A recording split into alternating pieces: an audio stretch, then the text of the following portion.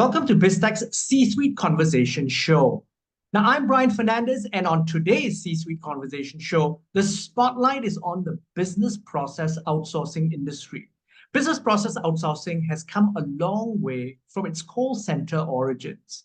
Now, today, many companies in this space provide surprisingly comprehensive and sophisticated solutions for their clients.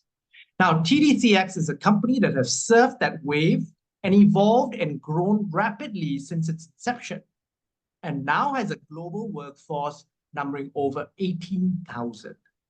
Now, TDCX is also a multiple award-winning digital customer experience solution provider for technology and blue-chip companies.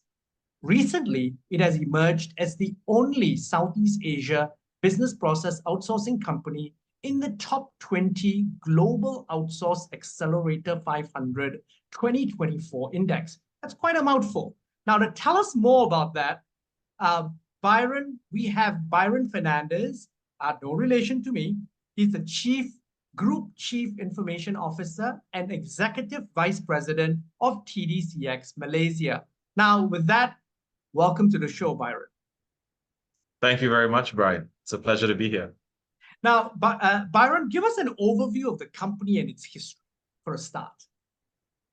That's a great question, Brian. We were originally called TeleDirect, a name that is very relevant to the kind of business we were doing at the time, which was essentially outreach calls into financials, banking, insurance type basis. So the name really did suit us. But over time, and I think around the year 2014, so we're about 25 years old, we started to pivot away a little bit from the more traditional business model, more into digital customer experience.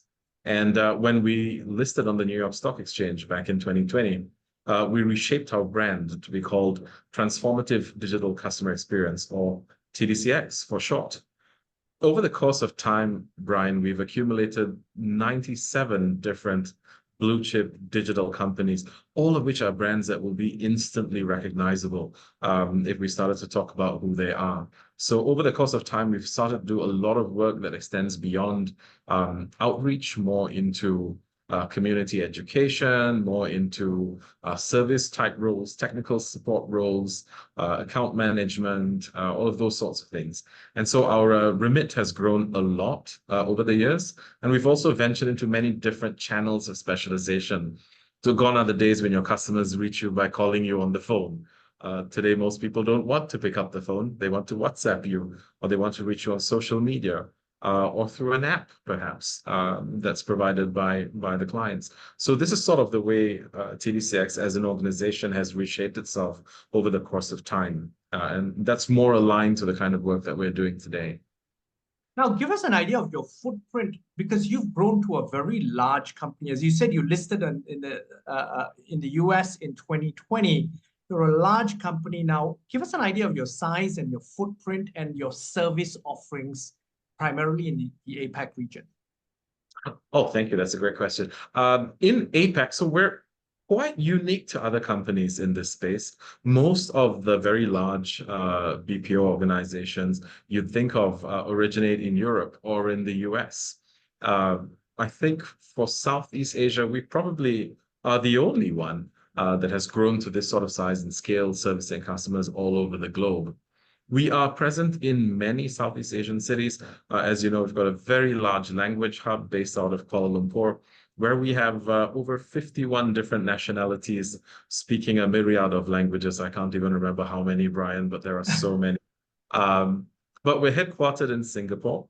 We also have operations in Thailand, Japan, Taiwan, Indonesia, Vietnam, scattered all across Southeast Asia. We've also got a footprint in Europe, where we do work out of Barcelona, Bucharest, and Istanbul more recently. We do have some work in the US as well, in America. We have operations in Brazil and in Colombia, and we're growing quite quickly in these regions as well. So our footprint has become quite global more recently, and our service offerings as well have become a lot wider in recent times. And you did say, what has changed in terms of the service offerings that we're delivering today? Quite a lot. we've moved away from sort of viewing customer experience as, inbound sort of service requirements or inbound sort of, reach out from customers and outbound sales. That's how people used to think about it in the past, right? In these two sort of flat dimensions. Today, customers don't really view things that way. Today, the customer journey with an organization encompasses multiple touch points from physical access to client brands to calling them on the phone. Yes, people still do that. Believe it or not, some people still use the fax machine. But by and That's large, interesting.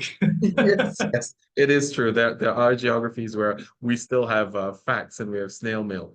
Very few, though, and that shifted away a lot over the course of time.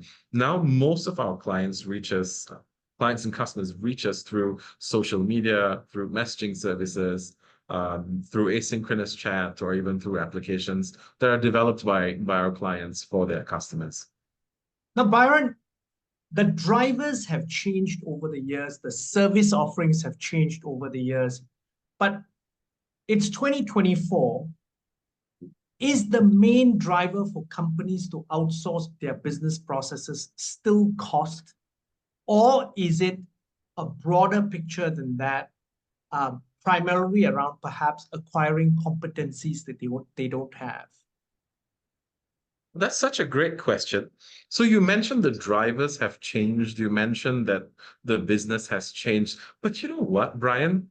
What's really changed is the customers themselves. Customers have gotten so much more savvy than they've been in the past. Today, very often when you talk to a customer, there is a high likelihood he knows as much about the product as you do. So demonstrating mastery and helping people out has become ever more difficult with time. And so the question you ask about whether people outsource in order to save cost, whether that's still the primary driver, I like to think it's not. Because most of the conversations that we're having with our clients today isn't how cheaply can you do this? What's the lowest cost per hour you can give me? That's not the conversation today. Today, the conversation is how are we going to take our customer satisfaction scores, our net promoter scores to new heights? How are we going to ensure that the customer has a longer journey with us? How do we increase our share of mind of this customer? How do we increase our share of wallet from this customer? How do we increase loyalty from customers? That's the conversation today. And you're absolutely right that outsourcing allows you to buy that capability or buy that specialism. If I might offer a simple analogy that might be helpful, imagine, and I'll take telcos because telcos are universal. Everyone's got a phone, right? And they've all got a plan with a telco. If you think of a telco as a company, there is so much they do. They have to keep that network running day in and day out. There's a massive engineering team behind that. There's licensing, there's dealing with regulators, there's all of that good stuff. There's making sure there's enough power to keep the network online, making sure, when outages happen, they're handled, weather problems. Think of all of that. That's what they do. And then you want to get them to handle something like 20, 30,000 different customer interactions a day. That is not what they specialize in. What they're good at is the network. So letting someone who has that capability of dealing with customers, and understanding what their expectations are. And the other thing, Brian, is remember, we don't operate in a vacuum. All our customers have experiences with other brands, and they already have preset expectations. They already have preconceived notions sometimes. So who better to do that than someone whose bread and butter, whose actual job is talking to customers and solving problems from them. And that's precisely what outsourcing gives you. It gives you access to that talent, that mindset, and that capability. And I was intrigued by the fact that the conversations now, as you pointed out, are not around cost, but really around things like net promoter score, which is a very interesting thing. So then what, from a best practice through your lens, to multiple industries and multiple clients, in 2024, what does a successful customer experience strategy look like, and how do you measure that? Oh, that's such a good question. So a couple of things. Again, start with the customer. Know where your customer is, know what the expectations are. And this is easier said than done. I know I'm saying it now like it's so easy, but what are your customers actually used to? What do they normally get? Let's now take another example. When you go to service your car, now typically you think of driving your car to a dealership, you think of parking it there, you think of being able to or having to tell someone in the service center where the car is parked. You think about how long it's going to take to fix it. If there are problems you're having with it, you want to tell them at that point in time. And then they'll tell you, oh, so it's not just a routine service, it's a routine service plus X. And then that's going to reset your timelines. Then you have to worry about where you need to go after that and how you're going to get there. Because guess what? Now you don't have a car. This is an example of what customers might be used to. Now, in order to make that journey better, I've just described very briefly the journey of a customer who's trying to service their car. What if they didn't have to tell you where the car is? What if somehow you use technology to recognize exactly where the car is and and you don't have to remember where your car is, where you've parked it when you go to deliver it? What if there was a concierge service that will drop you where you need to go? Or a partnership with many very reputable ride-hailing companies that will take you where you need to go for the day while your car is out. What if there was a way you could reach the service center long before bringing the car in? Better yet, Brian, what if you don't have to take the car in and they come to you where you are? You see how that can completely reshape the experience for the customer. So you've got to start with that, with where's the customer and what do they expect? Now, aside from that, there's strong monitoring and quality processes that you need to build. You need to take the trust and confidence given by your clients really seriously. And what we do at TDCX that may be a little bit different, we hire people specifically for that client, for that project. Now, think about if it was a car, for example, we'd be hiring people who have automotive skills. We'd be hiring people who have experience in that area, plus service skills. People who will relate to the frustrations that customers may face. As an example, our gaming client, we hire candidates who are gamers themselves, people who know when you say GG, what you actually mean. You spend time training them, you spend time building, that understanding of the brand and the values and that complexity. You've got to go through things like channels. Where are your customers? Where do they expect to reach you? We talked about the phone a little bit just now. It's not just about the phone these days. Customers want to reach you the way they want to reach you and not the way you want to reach them. And then, of course, continually improving. You've got to have some sort of proactive feedback mechanism where you can identify and validate bugs or problems that you can then invest your attention and resources so that you can tackle these issues that specifically are a pain for your customers. So it's really about doing all of that. Now, what will be the indication that you've gotten it right? The indication is the customer effort will be the least in these interactions. It'll be easier for the customer to do business with you, and they'll leave the interaction with you feeling enriched, feeling more loyal to the brand, and feeling valued.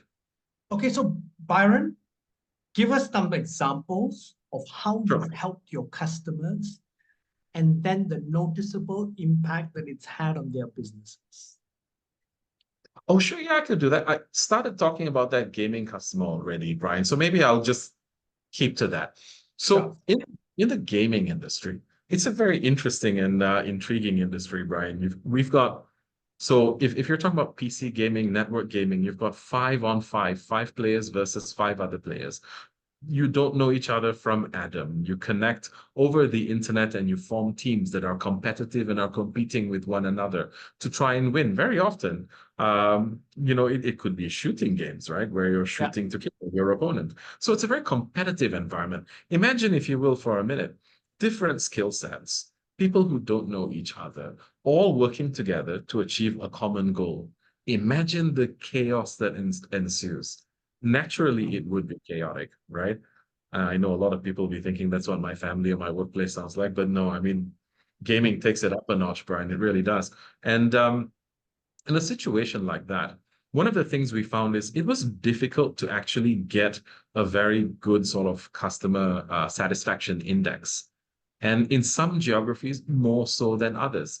So one of the things we did, and I mentioned it a little bit earlier, we hired gamers, people who play the same sort of games. So for example, someone like me, and I've spent thousands buying, I'm not very proud of this because at my age, it sounds a little silly. I've spent thousands buying guns and, skins and things like that for the games. Okay. But precisely because I do that, Brian, if a customer calls me and says, "Oh my God, where's my arsenal? It's disappeared. All my skins, my guns, they're gone." Now, a non-gamer would say, "But you can still access the game and you can still play, right?" But Yeah. a gamer would go, "Okay, I totally get Yeah. that, you don't have all of those things that you built." So the empathy level and the way you interact with customers who are missing some of these things, when you understand, is absolutely different. And if you think of the industry and what it is we do, Brian, we're a really interesting industry because like 70 plus, up to 80% of our cost every month is our people cost. It's people cost. Yes. So put the effort there. Get the right people through the door. And that's probably how you're going to change things more so than you can with pulling any other lever in the business. And what we've been able to see as a result of doing this is improved satisfaction scores. I mean, measurably, Brian, we're talking double-digit improvements in these satisfaction scores across some of the toughest geographies that these clients have. Great. Interesting. You just mentioned 70+% of your costs are people cost. Yes. Now we have AI that's come into the picture, and it's going to not only change the whole customer experience landscape, but of course, it's going to spur a lot more automation. How is that going to change your business? And especially, how will the role of the customer experience specialist that you employ evolve? That's such a great question. And AI is the buzzword of today, isn't it, Brian? You Yeah. can't get into any conversation without those two letters strung together. Um, Let me tell you what's the TDCX take on this and how we view it. Um, have you heard the term intelligence amplification? It it was derived by William Ross Ashby in Okay. his book Introduction to Cybernetics. This is in 1956. And the premise of this book was that artificial intelligence can exist, but augmented intelligence is what will make the biggest difference.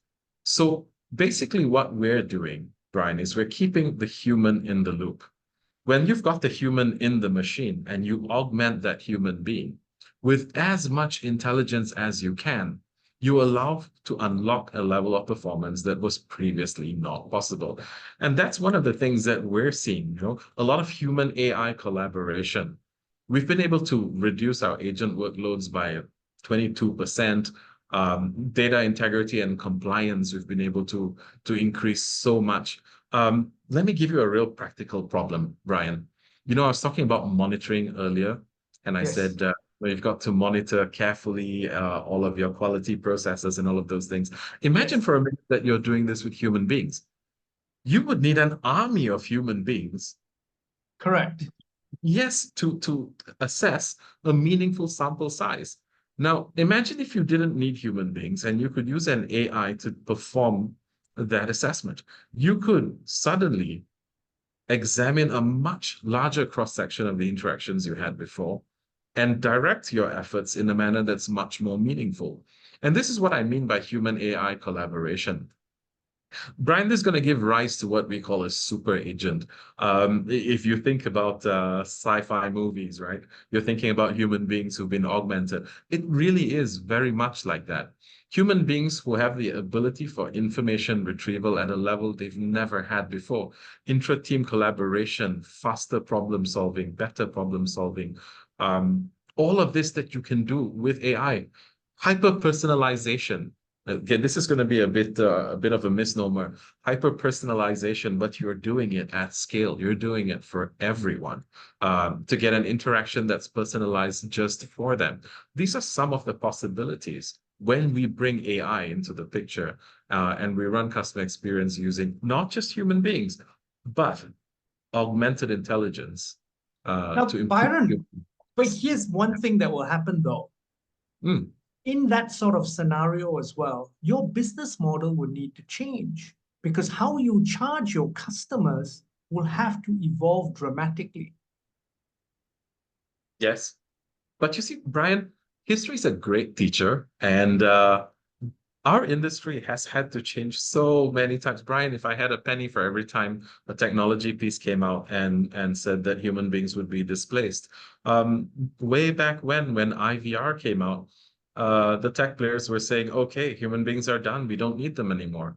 The IVR can read out options, you select, and it can operationalize those digitally in the background. You and I both know that did not happen. Because But people like me still want to speak to an operator. absolutely. And Brian, people like you are people like me, are people like all of us. We still want to talk to another person, a person that can empathize with us. And it's true. There is a place for technology in the entire customer experience. If we take even the humblest IVR, it helps you with language selection today. You have absolutely no problem with that. It will help get you simple interactions like retrieving your personal unblocking key for your phone or helping you with verification when you're calling your bank. So it has its place. But hasn't that made life better for the customer because you're routed more efficiently to people who are equipped to help you? And you're getting help in the fastest possible way because some of that work's been done by a machine. And so that's exactly what's going to happen. It's going to happen again, Brian. People are going to find a different way of doing things and they're just going to do things better.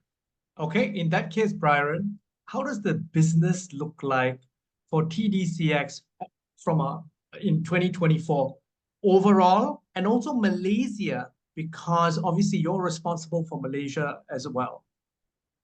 Yes, I am. So for TDCX and for TDCX Malaysia, we talk about the business outlook. I'm going to say that I think that, the customers' needs and customers' demands are going to continue to grow, Brian. So I think that operational agility is going to be the most important. And so you're going to see companies like TDCX and all of the people in the same space that we are in invest even more in digital technologies and embrace digital transformation. They're going to implement more and more AI-driven chatbots, analytical tools together, actionable insights. Brian, the whole big data problem, that's a problem that's going to be solved by AI, simply because with big data, you're at a stage where for a human being to derive knowledge from it is going to be so difficult just because of the sheer volume. And that's something AI is going to do for us. So our analytics are going to improve dramatically in the coming years. People are going to leverage outsourcing more and more. I believe this fervently because every year, more and more clients are approaching us saying, how can we solve this business problem? How can you solve this problem for our customers? Operational agility, using KPIs like your NPS, CSAT, FCR, all of these things are going to continue to proliferate, and people are going to become more and more aware of these. Even customers themselves are going to understand a lot of these terms even better. Remember, the customers continually getting savvier and savvier. Yes. And with that sort of outlook, I mean, for TDCX, especially in Malaysia, I'll share with you a little secret. Our innovation lab for the world for TDCX is right here in Kuala Lumpur, Malaysia. It's something I'm quietly very proud of, where we'll be developing more and more cutting edge solutions for our clients. We have not only talent available in Malaysia, but we have an incredible government behind us. The government backing that we receive to create foreign knowledge workers and bring in more and more technology aware and capable workers into the country in order to make innovation one of the things that Malaysia can deliver at scale is something I'm very excited about. So for TDCX Malaysia, I see us making more investments in this area. And then, of course, the story of our ability to deliver language at scale out of Kuala Lumpur is getting stronger and stronger. More and more BPO companies, basically the who's who of BPOs globally are all here. They're all in KL, and many Yeah, of them. because Malaysia has huge cost advantages relative to the education level. I mean, the labor market arbitrage, and we don't need to look very far away. Similar people, but 4 times the cost, and that's what we're talking about Singapore. That is also true. the people side of things is incredible, Brian, but also the government's ability to allow foreign talent to come in. That's huge, Brian. A lot of countries don't do that quite as thoughtfully as Malaysia does. Aside from that, there's also the fact that we have an incredible infrastructure that's also not very expensive to operate. So Malaysia as a country, I'm very bullish. Our outlook is incredible. And if what I'm seeing across all our geographies now is anything to go by, it seems like the business isn't pausing or slowing down. It seems like growth is the name of the game in 2024 for TDCX. Byron has been a fascinating conversation. I certainly heard a lot. But before we leave, any final thoughts you'd like to leave the audience with? Well, I would like to leave the audience with the thought that as customers continue to grow and continue to become savvier and savvier, we should expect businesses to also become increasingly savvy and complex in the way they're delivering their products and services. In short, expectations are going to continue to rise, and companies that are really serious about their products and services are going to rise to that occasion as well. And you're going to find that the quality of service and customer experience globally is only going to improve and increase in the coming times. And I'm very excited by that, Brian, to be a part of that journey. Byron, thank you very much for taking your time to be on the show. My pleasure. We've been speaking to Byron Fernandez. He's a Group Chief Information Officer and Executive Vice President, TDCX Malaysia. I'm Byron Fernandez, and you've been watching and listening to Biztech's C-Suite Conversation Show. This interview will be on our website, www.biztech.asia, as well as our syndication partners, TV stations, radio stations, and websites. Thanks a lot for tuning in.